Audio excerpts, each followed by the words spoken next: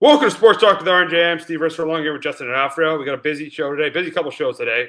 We got a coaching change into Chapel Hill. We have opening night of the baseball season tonight. Yankees open up in San Francisco, on the West Coast of San Francisco. But we got to start with the Sweet 16. We got to start with the East region, and really the question is this weekend: Uconn. The Furman game was a little bit of a struggle. They ended up winning it by 7. We're better against UCLA winning that game by 15. The question is what is the feeling about Uconn going into this weekend? How do you feel about it? What is the feeling about Uconn going into this weekend? And I got the same feeling as I did before the tournament. I don't think they're going to get through this region. I don't think so. I don't think they have enough consistent 3-point shooting.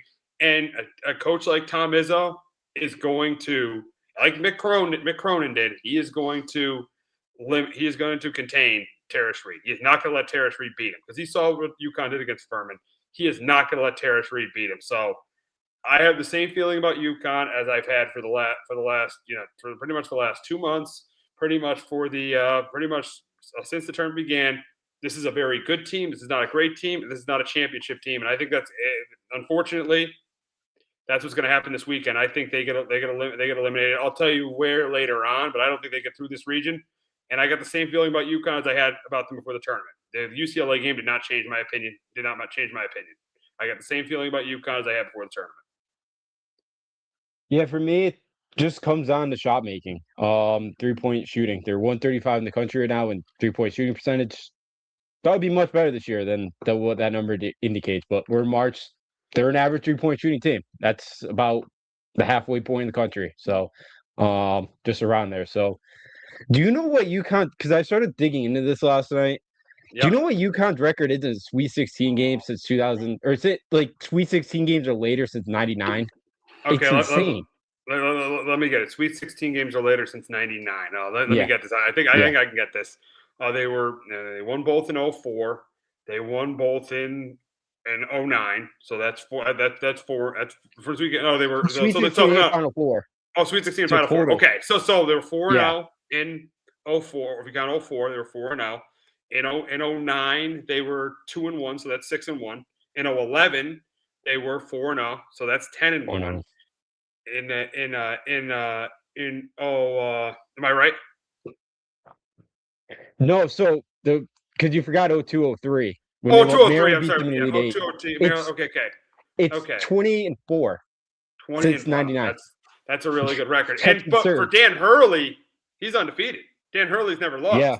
Dan Hurley, that's the most relevant here. He's never lost. So Dan Hurley's undefeated. He's 4-0. He's 8-0. He's 8-0 from the Sweet 16 on. So Dan Hurley's never lost. Yeah. So yes, I get they've never lost, but here's the thing. Let's go back to 2023 where they didn't lose. They got a lot of. They know they won it, but they got a lot of breaks. Kansas lost to Arkansas, so they played Arkansas in that Sweet 16 game. They did play Gonzaga, which they blew out. And then they got Miami, who was a 5 seed, and they got San Diego State in the final, who was a 5 seed. So they got some breaks in 2023. 2024, they were far and away the best team in the country. In 2024, they were far and away the best team. So yeah, I know they're 8-0, but to me, this is a very even matchup, and I feel like they never really have had an even. I think they've been clearly better than everyone they've played in all of those games, in all 8 of those games. This is a very even matchup against Michigan State. Now, that's why I don't have that good of a feeling about them. I think Michigan State is a better point guard. We'll get to the game. We'll talk about the game next. But Michigan State has a good point guard, and Tom Izzo was just really good in March as well. Dan Hurley's really good in March, but he was great in March. But Tom Izzo was also great in March. So that's why I don't have a great feeling going into this weekend. Yeah, I'm just going to enjoy the ride at this point. Like, they are what they are. They're back, 2018, they finished 180th in KenPom. So, look, they're back in the tournament. So, I'm just going to enjoy the ride with this team at this point because, yeah, they're very Jekyll and Hyde. For me, the best version of this team is when Jaden Ross is on the floor, especially the way he's been playing. Especially that he's become a guy that you can rely on to shoot. He's not a great point guard when he's got the ball in his hands, but like he's a good rebounder. He's a really good perimeter defender. I know we're 35, 36 games of the season. I'd start him at this point over Solo because if Solo's not hitting threes and he's a guy that's got zero confidence right now, his defense is taking a hit from it, and offensively he's just not confident right now. He's just not. If the shots aren't falling for him, he's pretty much useless out there. So I know you don't usually make changes to your starting lineup, but like I'd like to see Solo come off the bench because I think that would help this team out a little bit more. Because Jaden's been one of your best players, and I think that's the best version of this team. Yeah, and that's a good point. That's a good point about not the Solo ball has been out of it. He's been out of it, not hitting threes, getting into foul trouble. He's just been out of it. And Jaden Ross, that's the thing we really have been talking about Sundays winning against UCLA. He really stepped up. He really stepped up in that game. So that's a good point. That's a good point. I still stick with Solo, but that's a good point. Solo is playing his way to the bench the way he's been playing right now. Yeah, it's been unfortunate to watch because you're hoping the shot would get going, but it's just not, and it's affecting his whole game right now. So, they're going to need him if they want to make a run here. But yeah, when it comes down to the injuries, like Demery, did what he had to do. Like, yeah, I thought he looked good. He didn't have to be a scorer. Like, thought he looked like 75 to 80% healthy.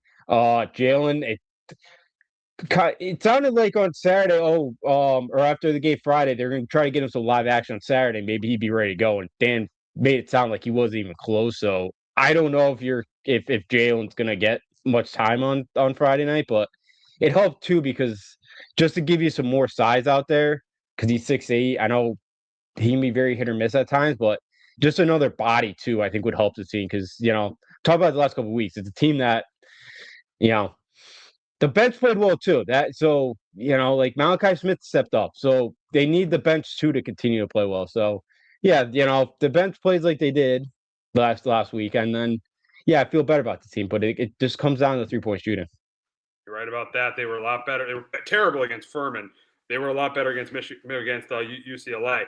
And now we will get to the game. We'll get to the Michigan State game, and this is going to be a tough game. This is going to be a tough game, but I think in this game it's going to come down to point guard play. It's going to come down to point guard play, and I think that Michigan State has the better point. Obviously, it's the better point guard, and Jeremy Fears. They have the better point guard, and I think they're going to hit shots. I think Michigan State's going to hit their shot. And listen, I don't hear about the preseason game.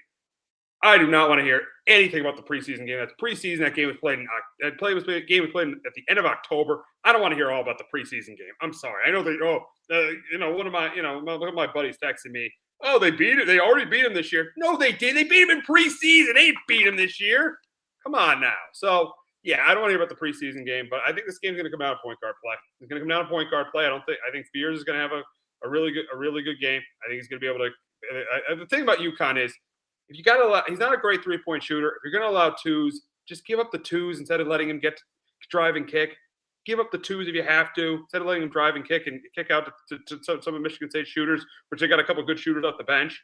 And Kohler's a pretty good shooter too. So instead of letting him kick out to shooters, just let him have. If he's got to have, if he gets 20-something points and 5 assists or 3 assists, I'll take that over him having 15 points and 15 assists. Okay, I'll take that. So UConn cannot let him drive and kick and kick out the shooters, have them make shooters, have Michigan State hit shots. But I think that's going to happen. I feel like Michigan State is going to hit their shots. I feel like they are. And I think they're going to contain Terrace Reed. I think UConn's going to struggle to shoot the ball. I think Michigan State's going to shoot the 3-ball better. They're going to turn the ball over less. And that's why I think they come out of here with – I hate to say this, and I picked this in my bracket. This is why I think Michigan State wins this game and goes to the Elite Eight.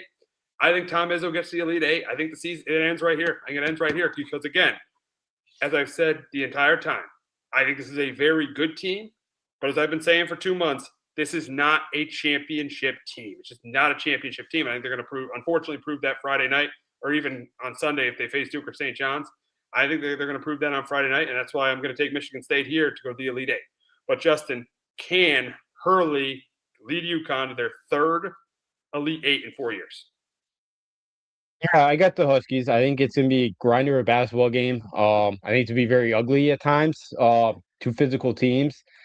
Yeah, look, Michigan State, they're not a horrible 3-point shooting team. They don't take a ton of them, but they do knock them down when they hit them. They're 30th in the country, I believe. So they don't take a ton, but they'll knock them down. Yeah, Fears is a really good point guard when he's not tripping guys out there, or, doing other stuff. But The only thing I'll say about the exhibition game is I hope there's not 74 free throws in this game, because then this game will last 3.5 hours. And Jane Breeding and Brian O'Connell are both doing a Sweet 16 game. I don't know which one, but O'Connell was awful on Sunday night on both ways in that UConn UCLA game. I don't know how he got an assignment, but he did. But I think in this one, yeah, they're going to need Reed strong down low. They're going to have to rebound the basketball. Michigan State's always one of the best rebounding teams in the country. Again, that's where Jaden Ross comes in because Ross is a good rebounder. So the rebounding is going to be crucial for the Huskies in this one too. But hopefully Demery with another 4 or 5 days off. Hopefully that ankle's better because they're going to need him to be a scoring option in this game. I think he's a very capable point guard, and he can knock down shots, and they're going to need that. And hopefully Mullins got right there in the second half, because man, that Furman game, that St. John's game. Oh, he was awesome. Yeah, go back to East. He's got to be on it. If they're going to win this game, he's going to be on it. Because I think Caravan's going to be on. We'll get to Caravan when we wrap up. But we know Caravan's going to be on. We know Reed will, if they don't double him, he's going to do his thing. But yeah, guys like Mullen, Ross, Ball, Demery, they have to step up for them to win this game. Yeah, they have to. They really do have to step up to win this game to have a chance. They got knocked down shots because especially Mullins. I know he's been really good in the mid-range game, and usually I'm not a big mid-range jumper guy, but he's been awesome in that. So hey, if somebody closes out on you, take a couple dribbles, hit a nice mid-range shot because that's smooth. So yeah, they need Mullins to be on. They need solo ball to hit some shots. So I think they pull it out in a close one. And not the only time they're going to battle this week. Michigan State, the hockey team's playing them tomorrow up in Worcester. Wow, that's cool. That's interesting. Yeah, that's interesting. Yeah. So yeah, I don't think UConn's going to win the hockey. So yeah, let's hope they get. Be nice if we get sweep Michigan State here in the next couple of days. Yeah, we'll see. We'll see what happens there. We'll see what ends up happening. But before we talk about Duke St. John's, we got to talk about Alex Caravan and how much is his experience? How could that help this team this weekend? And I think that's big. I think that is crucial because I think he's the one guy that's going to be on in any of the games they play. So if Demery or Ball or Mullins, they have good games, I think this team with Caravan's experience is going to really help them. Yeah, absolutely. And Caravan's been a great leader. He's a guy that you kind of saw Sunday night. Even guy that doesn't want to end his career just yet, and he's been a really valuable piece of his team. He's a great leader. Teams like on the floor, obviously, and even off the floor. He's gonna be a guy that right now we don't realize how big of a hole that is going to have to be filled next year without him here, because for the most part he's only making the right plays. When he's on too, he's a really capable 3-point shooter, and he's shooting just under 40% this year. That number has gone up this year, so he's been a great guy. All-time winners player. We've had a ton of winners, but he's going to be number one, and especially too, just how rare it is for kids to stay 4 years at one school. It's not going to happen much anymore. So we got to take the guys like Alex Caravan. Can't take those guys for granted. And he's been an awesome player for 4 years, and hopefully it doesn't end this weekend yet. Hopefully we get one more weekend of him. Exactly. Hopefully I'm wrong and we do get another weekend of them. Hopefully I'm wrong, we get another weekend of them. But we will move on to the other matchup in the East region. That's between Duke and St. John's, and this is a great matchup. You got Duke against Patino in this game, but I think this is going to be a close competitive game. But I think it's going to come down to Caden Boozer. It's going to come down to Caden Boozer. I think it's a big game. I think the 3-point shooting can be the difference with Sarr and Isaiah Evans. I think that's going to be the difference. Bryce Hopkins probably played his best game at the St. John's Red Storm on Sunday against Kansas. He probably played his best game. He was awesome. But I don't think you can rely on him to do that. And I feel like Zuby's going to be contained. And the issue is outside of those guys, and Ian Jackson's played pretty well off the bench, but outside of those guys, who's going to step up? I know Dylan Darling at the buzzer beater, but really he didn't score all day. Isaiah Sellers, he really struggled in that game. He struggled. I think Dylan Mitchell's one of the most overrated players in college basketball. I'm sorry. I think he's one of the most overrated players. This guy scored 8 points last game. He's averaged 8 points a game. I would be surprised if he even gets taken in the second round. I think Dylan Mitchell's one of the most overrated players in college basketball. So I think this is going to be a close competitive game, but I'm going to go with the team with the stud and Carlos Boozer. And I got Duke. I know you like to call him the babysitter and John Shire, but I got John Shire going to his third consecutive Elite Eight. I got Duke winning this game close against St. John's. But Justin, can Patino get to the final, to get to the Elite Eight for the first time I think in a really, really long, be the first. No, can St. John? Oh, that's this question. Can St. John's get to the Elite Eight for the first time since 1999? I have the Johnnies. I can't believe I got Johnnies on Friday night. You're picking the Johnnies. Wow. Why are you picking the Johnnies? Why do you think they pull the upset? Physicality. That's why. As long and now, because this might go poorly wrong because it seems like every game the second half, 5 minutes in, Duke's into the double bonus every single time you turn them on. So if they really call a tight game, then yeah, I think Duke probably beats them. But it's all even out there. I think St. John's could bother Boozer. I think the physicality with Dylan Mitchell that they could throw at him, who's a really good defender. Bryce Hopkins, who's all right but has some size defensively. I think they could just be physical with him. Even Zuby. I just think the physicality. I don't think Duke's seen that a ton this year. The ACC is as bad as the Big East. This is. I would say as bad. They were a little bit better than the Big East. Let me give you that. They all flamed out. Duke had some trouble in the quarterfinal. I know they had injuries. They had some trouble in the quarterfinals and in the final. The ACC was better, a little bit better than the Big East. In the first round. What you say? Siena had a beat. Siena should have beat them. They had one guy off the bench. They would have won that game. McNamara. I couldn't believe I had to cheer for him Thursday or Friday. Yeah, I know. That was tough for you, Duke against Jerry McNamara. We'll get to Jerry McNamara at the end of the show. But yeah, that was tough for you, Duke against Jerry McNamara. But you seem to be a Shire hater, though. I think he's a good coach. Oh, he's great recruiter. For the last 5 recruiting classes, it's Duke. Duke. It's easy to recruit the Duke. You have a preschool recruit the Duke. It's Duke. It's not that hard. See, he was one of the finalists a couple years ago for DePaul. I would have loved to see what he did at DePaul because I don't think he could get in the Duke job he had DePaul. But hey, he's better than Coach K the last 5 years. I'll give him that. Oh, wow! You are not a Coach K guy either. Wow. No, you probably lost to Huber twice. Come on now. Yeah, we'll get to Huber. Coach K is all about himself. He's always about himself. But going back to this game. I don't expect Caleb Foster to play either. But Tito takes away what you're best at. If this game was if St. John's only had one day to prep for Duke, I'd take Duke. But because Rick Pitino's got a week to prep for this game, I do like the Johnnies in this kind of long turnaround here. If St. John's can make enough shots, that's the key. And talk about Dylan Darling. I think he's like a poor man's Tyler Kolek. I think he's got some of that in him. Obviously not as good as Kolek was, but nowhere near as good as Kolek. Nowhere near as good as Kolek. Yeah. That's why I'm like he's a poor man's Kolek. Very poor man's Kolek. But that's why I'm going to take the Giants. I think the physicality. I think they knock down enough shots, and St. John's defensively does enough here, and he's going to take the Johnnies in a close, tight one here. But I can't believe if that game on Sunday was 1 minute longer, Kansas beats them. Kansas finally figured it out. How to especially inbound the basketball too. That helped. But if that game was 41 minutes long, I think Kansas would have beat them. Wow. And Kansas had chemistry issues all year. Even though Peterson had a good game, Kansas had chemistry issues all year.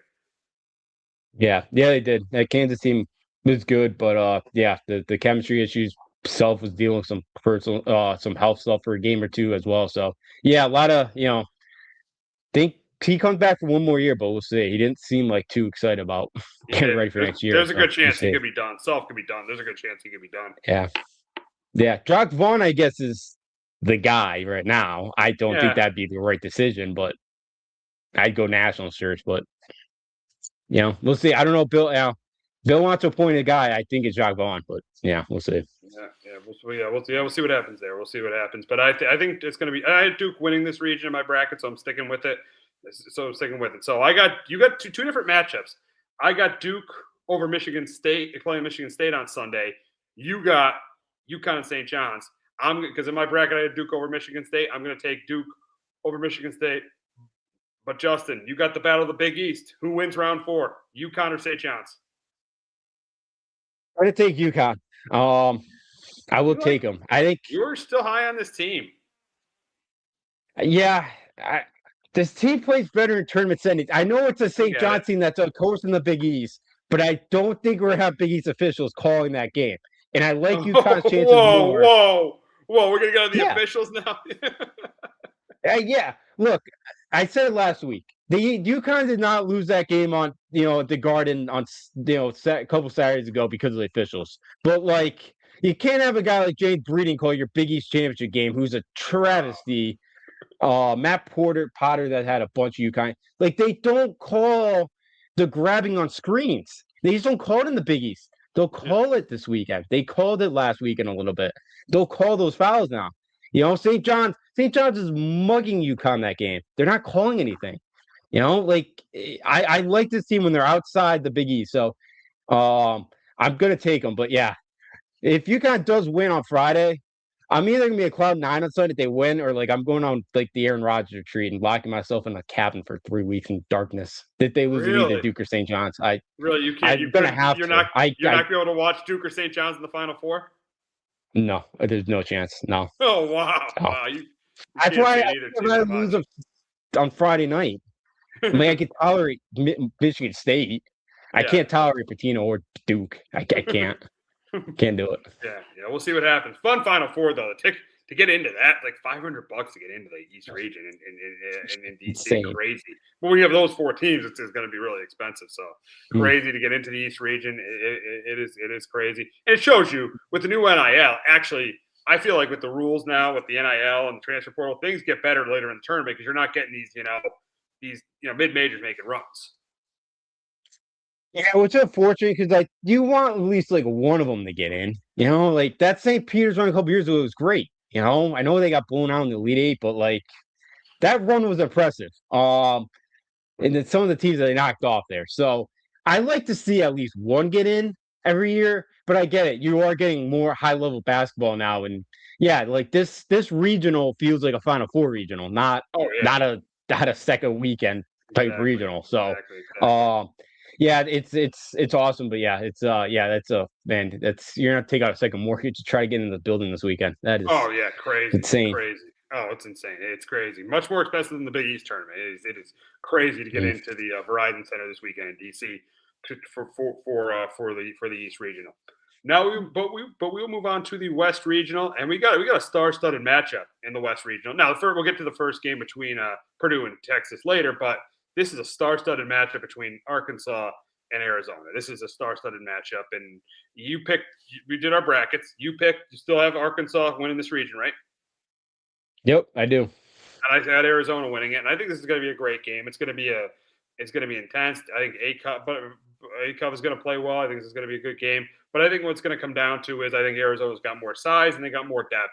And Jaden Bradley should be an All-American. It is ridiculous that Jaden Bradley was an All-American. He's one of the best. I know he's not going to be probably won't be a great NBA player, but he was one of the best guards in the country. He's a really good point guard, and I really like that backcourt with him and Braden Burries. And I picked Arizona to win it all, and I think they win. I think Cal's going to give them a challenge, but I think they win it. I got Arizona advancing to the Elite Eight and this would be the first time Arizona would be in the Elite Eight, I think, since 2015. Their first Elite Eight appearances since 2015. Yeah. So I got them advancing to the Elite Eight. But, Justin, can Cal get a team to the Elite Eight for the first time since 2019? I do. I do have them winning. I said last week this might burn me at some point with Calipari because he is on my do not trust list. But when you have the best guard in the country and Darius Acuff and maybe the best player in the country, I got to take him to March. We know very well, UConn fans, what having the best guard on the floor can do for you. Absolutely. And Bradley's a very good guard. He is. But my worry in this game is Arizona's interior game might just be a little bit too much for Arkansas because they don't have great size down low. And Arizona's so good at just getting the free throw line. Braden Burries had a really good night Sunday for shooting three. Like, Arizona can shoot on them, especially with Burries and DeRosso off the bench. They don't really have to because they just have so much size that they can throw at you and they can get to the basket. They can, get it second opportunities off the glass. So Lloyd's lost all 3 Sweet 16 games. This has been kind of his kryptonite round. And part of me is kind of like, until I see it done from him, I know Cal's not, Cal's only got the one title with all the talent he's had, but Man, it's tough to pick against Darius Acuff still. I know defense is optional for him, but again, his offensive game could make up for it. So I'm gonna stick with Arkansas like I did last week, and it's just because he's the best guard on the floor, and he could lead that team to another couple wins here. So I take Arkansas in a close one, but my worry is that Arizona wins this game just because they're interior down low. But here's the thing. Arkansas gave up 83 points to High Point. They have 83 points to High Point. Yeah. I don't think you're winning the national title. Team. Oh, listen, they're a mid-major. Come on. They're a mid-major. They're a mid-major. Come on. They give 83 points to High Point. They give 83 to High Point. You think I just can't make a team that gave up 83 points to High Point to beat, to me, in my opinion, the best team in the country. I just can't do that. I can't do that. That's why I think they keep it close, but that's why I got Arizona. That's why I got Arizona winning this game. Yeah. I got to win it, and I got them advancing on to the Elite Eight. Yeah, I could see it. Because that's look. They gave away High Point's got some good shooters. That's not your typical mid-major. Like down the road, I can see that team being in the A10 and being like the East Coast Gonzaga. There's a lot of money at that school. That's a bold prediction for me. So you probably watched a lot of High Point basketball before the tournament. Yeah, they're fun. They're a fun team to watch because they're shooting. And hey, I like to watch former Huskies and Yusuf Singare down there as well. So so High Point's a solid team. That's my bold prediction in 5-10 years down the road. But yeah, so I'm gonna still just take Arkansas, but again, guard play. But yeah, the interior Arizona, just physicality wise, could be a little bit too much for Arkansas. I wouldn't be surprised, but I'm going to stick my gut that I'll take the best guard in the country. Yeah, we'll see what happens. That should be an interesting game. Now, the first game tomorrow night in San Jose is Purdue against Texas. It's going to be a close game too. I think Texas, if they can shoot the three, they're going to stay. They're going to stay in the game. They get good inside play, like they did against Gonzaga. I think they're going to stay in the game. I know they're 11 seed, but I wasn't surprised they won either of the games. Either of the games they won in the first two rounds against BYU, who didn't have Richie Saunders, or Gonzaga, who was the worst number 3 seed in the tournament. There's no denying that. Gonzaga was so overrated this year. They lost at Portland. Gonzaga lost at Portland. They were not a number 3 seed. They were poorly seeded in the tournament. They should have been a 4 seed. They should. They won. Exactly. And I know they won the West Coast Conference, but then again, it's a mid-major conference. They shouldn't have been a 3 seed. So, but in this game, I think it's going to be close. It's going to be competitive. But I'm not going against Braden Smith. And I know Purdue has struggled in the tournament at times, but Braden Smith is the all-time assist leader for a reason. He makes his guys better for a reason. I'm going Braden Smith here to get Purdue to the Elite Eight. Last year, lost in the Sweet 16 to Houston. I got Purdue in the Elite Eight against Arizona on Saturday night. But Justin, can Texas pull off another upset and get to the Elite Eight? I don't think so. I got the Boilermakers here as well with you. First time we've agreed on a pick so far. Exactly. Yeah, first one here. So I'm going with Purdue because Texas plays a lot of drop coverage. And I think that's where Braden Smith could really play well in this one and knock down because he did not play well.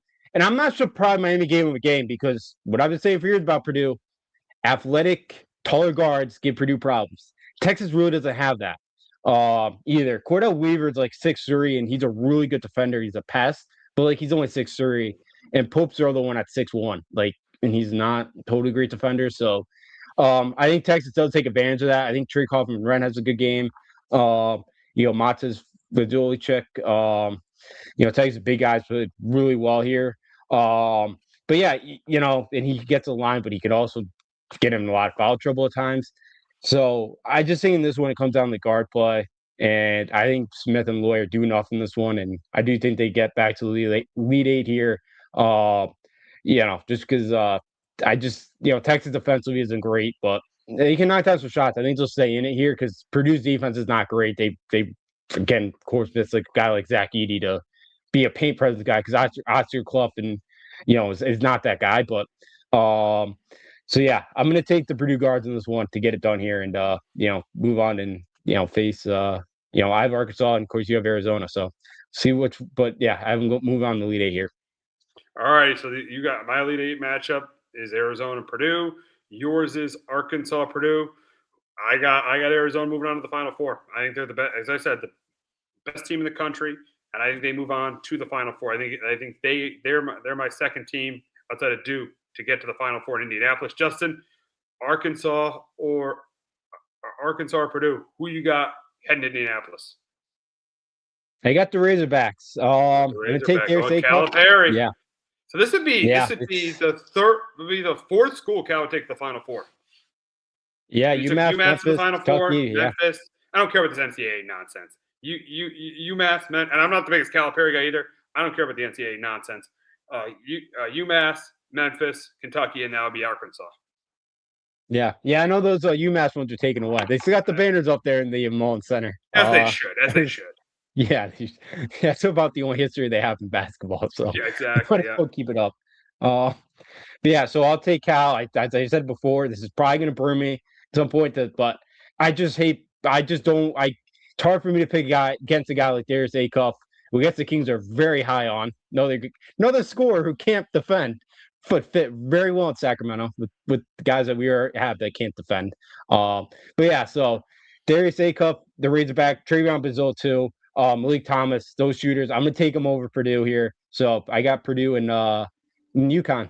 Arkansas and UConn so far in the Final Four. Arkansas and UConn. I got Arizona and Duke, the 2 1 seeds. You got a 2 seed and a 4 seed. Now we'll move on to the Midwest region. We both had Michigan going into this, right? We both had Michigan going in, right?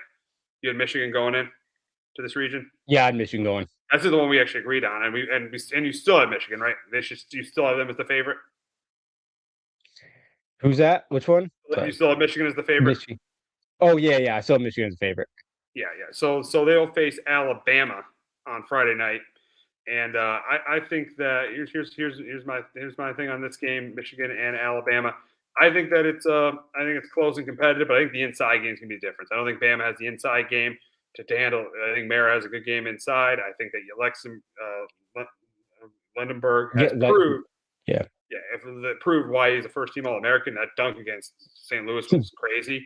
But I'm going Michigan here. I'm going Michigan. I think they're the second best team in the country behind UCLA. So I'm going Michigan over Alabama. But Justin, can Nate Oates lead the Crimson Tide to their third straight Final Four? No, I got the Wolverines in this one as well here. I just don't love this matchup for Bama. They're not a great defensive team. And Alabama shot the lights out the other night. There's no way they're replicating that against Michigan on Friday night. Or Thursday. Friday night. The thing though that does worry me is Michigan will allow you to shoot threes, and Bama, I can't imagine Bama's going to take many twos in this game, or at least try to get to the basket against Mara or Lex or Yaxel Landenborg. I can't imagine. They need Philippon to shoot the ball better than he did the other day, and Right Self shot lights out. They're gonna need to replicate. They're gonna need to replicate that, but that's just so hard to do. I wouldn't be shocked if Michigan gets to 100 points in this one, and I just don't know how Bama keeps up. I think we're gonna see a ton of possession in this game because both teams will, especially Bama wants to get into a track meet here in this one. Can that kind of get Cadeau to get a little bit out of control, make some turnovers? It's possible, but again, you just take 53s in a game. I think Bama will in this one. I don't know if they're going to hit enough of them to knock off this Michigan team because, I think Andy Marr down low, Blandenborg, I don't think Bama's going to be able to stop them down low. So I got the Wolverines in this one too in a track meet. I hope it's a close game, but I wouldn't be shocked if Michigan kind of runs away with this one. Yeah, I think I think Michigan ends up winning this. I just think, and I think it'll be close, but I think they win it by double digits. I just think that Michigan, and I think the inside game is going to be the difference here. That's why I think Michigan, Dusty May leads Michigan to the Elite Eight. But we'll move on to the next game. The next game between Tennessee and Iowa State. And yes, the Jefferson. We'll see what happens with Joshua Jefferson if he plays or not. But they didn't miss him on Sunday. They were able to blow out Kentucky without Joshua Jefferson on Sunday. And I think the 3-point shooting is going to be the difference here. I like Gillespie. I like Ament. But I think the 3-point shooting is going to be the difference with Momcilovic, with Lipsy, and Nate Heiss, who can shoot threes too. So I think the 3-point shooting is going to be the difference. I'm going Iowa State to win this game. But Justin, can Rick Barnes lead Tennessee to their third straight Sweet 16? You mean, no, I got Iowa State in this one as well with you here. I'm not sure if Joshua Jefferson's going to give it a go. It's how I wouldn't expect him to play, but you never know. Um, and I think in this one too, I'm with you. Like I just think this Iowa State team is too good. Milan Machulovic was kind of unbelievable all year from three. I think he was close to 45-ish% from three on the year. He's 49% on the year from three. Wow. It's unconscionable. And he's taken 272 of them. He's been unconscious from deep. Same thing with Lipsy's been a really good player as well for him. So, and I just, Tennessee, their physicality could play a factor, but Iowa State's a very physical team. They play hard as well. One thing in this game, Iowa State on the glass, Tennessee's number one in the country in offensive rebound. They grab about 44% of the misses. So they're unbelievable on the grass. Jacoby Gillespie's got to be awesome. Nathan Metz got to hit some shots from in this one. But one worry, I guess, for Iowa State too is they're bottom 25 in free throw shooting. For how good they can shoot the basketball, they can't hit free throws. So if it's a close game late, they can't hit their easy ones. Maybe Tennessee sneaks up on them, but Ottoberger's never got out of this round. I think this is finally he does it. Yeah, it'll be a good one. It'll be a good one, but I'm going to go Iowa State. Now, it looks like we both have the same final in the Elite Eight of the Midwest region between Iowa State and Michigan. And I think it's a competitive game. If Jefferson can't go, there's no way. I think by this point Jefferson will be able to go. But again, I think it's going to come down to interior scoring. Where does Iowa State struggle? They don't have a good center. Michigan does. And it's going to come down to interior scoring. And I think Luxembourg is better than anybody in Iowa State. That's why I got Michigan getting to the Final Four. So I got Michigan. Got 3 1 seeds. As I said, that didn't change since I filled out my bracket. Michigan, Duke, and Arizona. I got going to the Final Four. So I got Michigan heading to the Final Four. But Justin, who you got? You got Iowa State into the Final Four, or do you got Michigan? No, I'm going with you here. I got the Wolverines as well. The Jefferson injury kind of, I just don't know at this point, obviously. So I think Michigan, you mentioned the interior scoring. I think that's where Michigan's got advantage. Mara just, offensively too could just, if he doesn't block your shot, again, I've compared him clinging. Like if he doesn't block your shot, he disrupts it and he makes you kind of think about it. So he's really good in that end of the floor. And he's a solid inside scorer. Landon Boer, I've been a huge fan of for the last couple of years, watching him at UAB. And Burnett, like if they can get some outside shooting from him too. I just think this Michigan team, I know without Kaysen, I've said it a couple times, like that's the best backup point guard in the country. So it is kind of a loss for him. So, but I still think Michigan, maybe they haven't looked as ungodly as they did early on in the year, but I still think that's a really good basketball team. And I think they get it done against a good Iowa State team. All righty, so that'll be the Midwest region. Now we'll move on to the final region, the South region. And you had Florida, and they got knocked out. So you think with being at home now, pretty much Houston being at home, are they the favorite? Should they be the favorite to come out of this region? Yeah, I got them as a favorite right now. Look, you got two teams. Illinois game should be fun. They're matched up with 3 Big Ten teams here. But I think I think you're going to see a good contingent, especially of like Nebraska fans who probably been saving all their money for football playoffs, but obviously haven't gone there ever. And haven't been. Yeah, they had a ton of people in Oklahoma City when they played Vanderbilt. Yeah, that was an awesome atmosphere for the first weekend. And that was probably the game of the tournament, right? So far.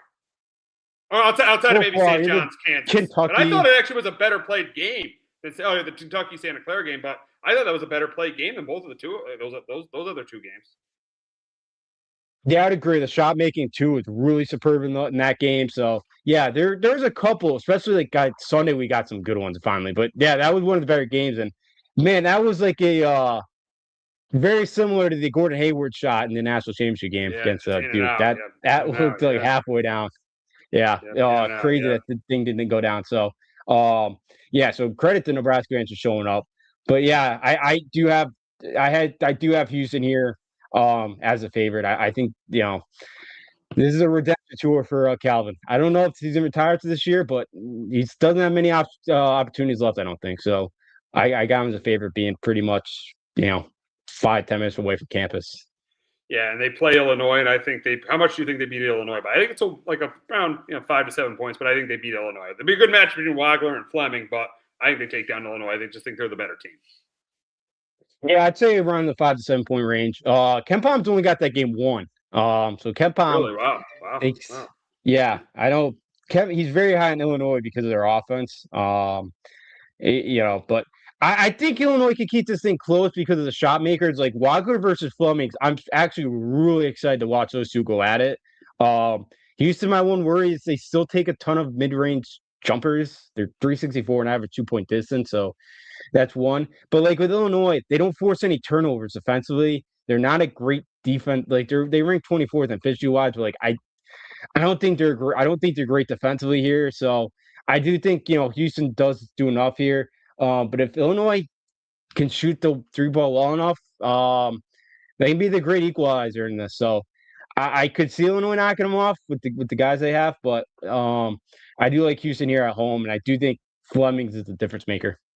Yeah, I could see Flemings being the difference maker. Yeah, I like Houston. I like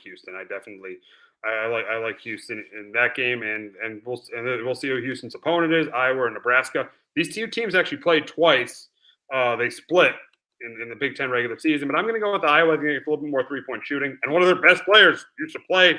One of Nebraska's best players used to play for Iowa, and he had a huge game in the first round of the tournament. So I'm going to go with Nebraska here. I got Nebraska winning this game over Iowa and getting to the Elite Eight. But Justin, can Iowa make a run to the Elite Eight? I don't even know the last time Iowa basketball has gone to the Elite Eight. I mean, I know the last time Iowa women's basketball's made a run. They've been in the last 2 national title games, but when was the last time Iowa made a run in the Elite Eight? When was the last time Iowa? I can't remember the last time. I remember the last time they were in Sweet 16. They actually lost to UConn. I think that was their one of their older coaches. I think Davis was last name. Tommy Davis. Was it Tommy Davis? Tom Davis, yep. That was last year. Or his last game he coached, yes. And then Steve Alford came. But yeah, I can't remember the last time Iowa basketball's been there. So I'm gonna go Nebraska. I'm gonna go Nebraska here, though. I'm gonna go with Nebraska. Fred Hoiberg to get to the Elite Eight. Yeah. For me, I'm gonna go with the Cornhuskers in this one. I don't know. Yeah, the last time I don't know if they've ever been to an Elite Eight. Like I know they made the national championship game at 56. But there was like 18s back then, 1656. So I don't know if they ever have. But I have to go back and look. But yeah, I think Nebraska in this one gets them. Ben McCollum's done an unbelievable job. That's who Indiana should have hired. I like DeVries, but I think McCollum, that guy's a heck of a coach.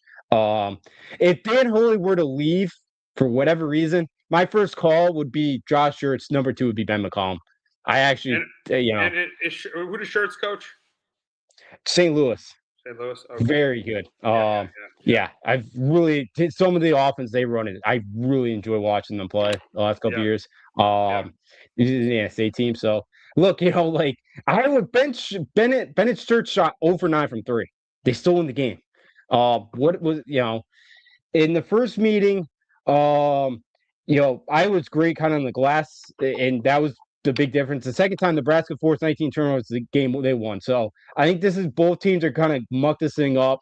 Could be ugly. There's some really good shot makers, but I think the difference is, as you mentioned, the Iowa transfer Nebraska, Bryson Sanford, we've averaged about 18 a game. I think it's a difference here, and I think Nebraska gets to the Elite Eight here for the first time in school history.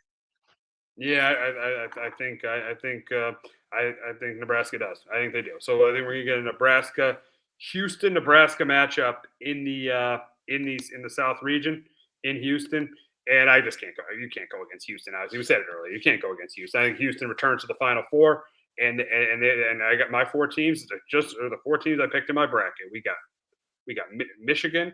I got Duke. I got Arizona, and I got Houston. I got my 4 teams. Final 4 teams are still there, and they will continue to be my 4 final 4 teams.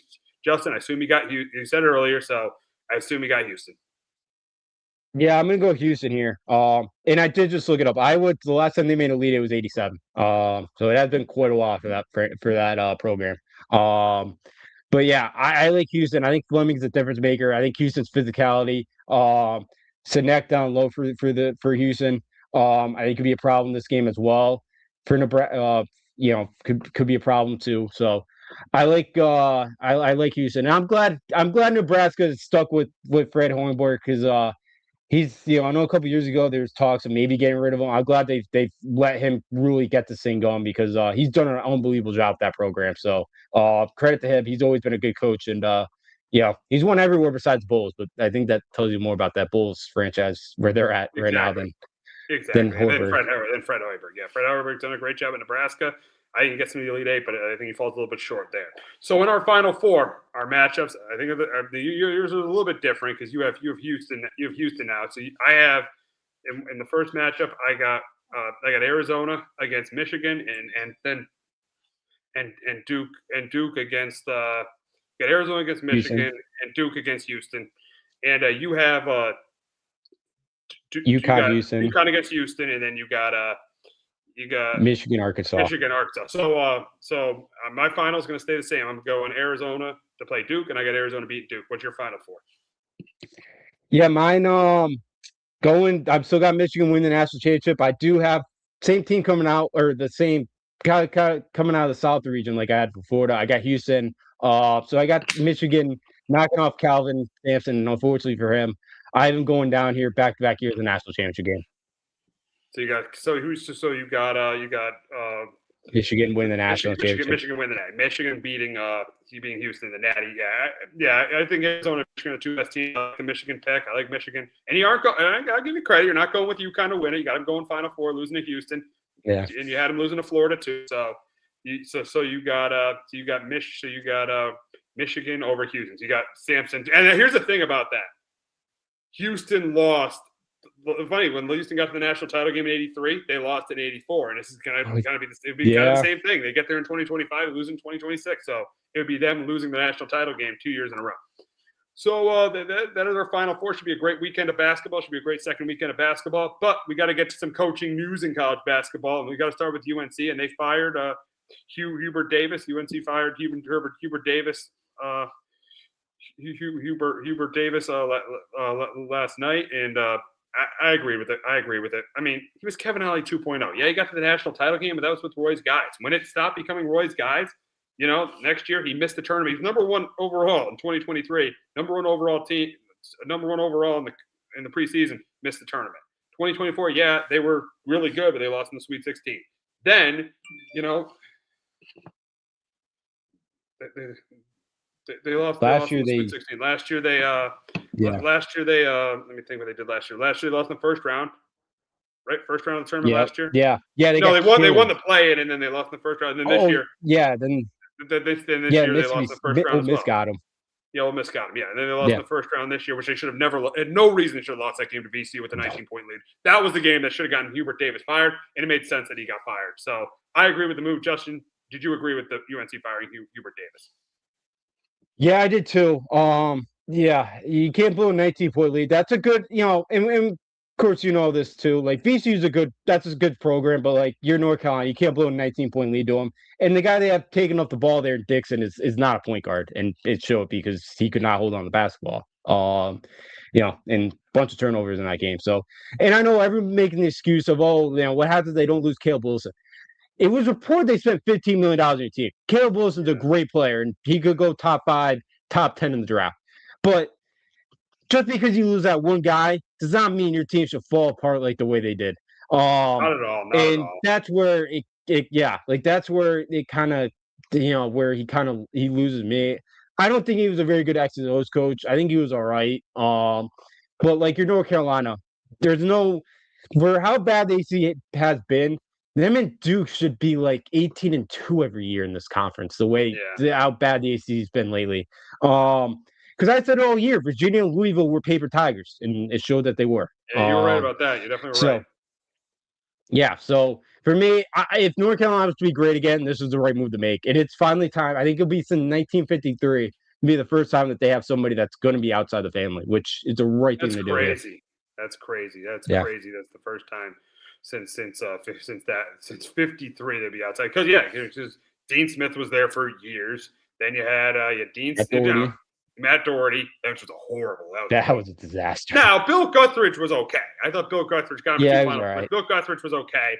Matt Doherty was a terrible, terrible hire. Roy Williams, great hire, won 3 national titles, and then Hubert Davis, which I'll give you this: it was better than Matt Doherty, but it was not. Let's be honest, he's Kevin Ollie 2.0. He's a guy that got to a national championship. Now Ollie won it, so I would give Ollie the edge over him because he won the national title, but still got to a national championship game with someone else's players. Yeah, he did. You're right about that. He did, and that team had no depth outside of like the starting five, and he'll always have that. He ended Coach K's career. He'll always have that in his bag. But other than that, there's not much else there. No, not much there. Not much else there at all. Now, who is your favorite to replace him? So I told you this pre-show. I think there's a chance that they actually go out and get Billy Donovan. Again, I think the Bulls are going to move on from him. He's in his 60s. I can't imagine there's an NBA team that's going to give him a third shot here. So if he wants to continue coaching, it's probably going to have to be at the college level. And I guess that the Florida administrators, when Billy was still there, was always worried about the NBA or was always worried about North Carolina. So I guess, that's been a job he's always coveted. So I think it's Billy Donovan. If not, then I go Josh Hurts at St. Louis. I go Mark Byington at Vandy or Ben McCollum at Iowa. So I think there's a good shot to get Billy Donovan here. I think it's a lot more likely than I thought maybe a month or two ago, but I think there's a chance here. Oh, really? Really? Wow. So you think they have a good chance to get Billy Donovan? So we'll see. We'll see where Billy Donovan goes there. We'll see what ends up happening. Here's another question. I'm not going to put you on the spot here. Do you think this is still a top job in college basketball? Because I really don't at this point. I'm going to say yes. I think because all the money's still there. I think the cachet still of North Carolina basketball, I think it's still there. I put them 1. I put Kentucky 2. I put Duke 3, Kansas 4. Would be kind of my top 4 right now. Just because the North Carolina fan base is not as bad as the Kentucky fan base. You're gonna have a lot of money down there in North Carolina. It's a wine and cheese crowd. I just still think there's a cachet with North Carolina. I know it hasn't maybe felt like it the last couple of years, but I think it's still there. Especially you get a guy like Billy Donovan walking through that door. I think that North Carolina is really gonna. I don't want to say it hasn't mean anything, but it's been a little bit down. But I think if they hit the higher right with like a Billy Donovan, I think it's the number 1 job of college basketball. Wow, number 1 job. Wow. I think Duke's the number 1 job. I think Duke is and UConn. I think it's the academics. Yeah. I know they get a lot of kids in, but I know academically. They probably reject some. Yeah. They probably reject some. They might reject some. I don't know how much, but there's a little of that. But other than I think Kentucky's still great too, because Kentucky spent $22 million on that roster. Disappointing finish to a team that quit. They're on pulp on Sunday, but I still think Carolina's still the best job with the alumni that they have with that in basketball. Yeah. I guess a lot of the NBA guys from North Carolina all still live in Chapel Hill and all work out at North Carolina during the summer. So they're all pretty much tied in. Wow. So we'll see what happens. We'll see what happens there. But we got to wrap up talking about Jerry McNamara, and he was hired as Syracuse's head coach. And the thing about him is I think he's going to succeed because it was tough for Adrian Autry because he had to be the guy after the guy. Now Jerry McNamara is the guy after the guy after the guy. I think Jerry McNamara is in a good spot here.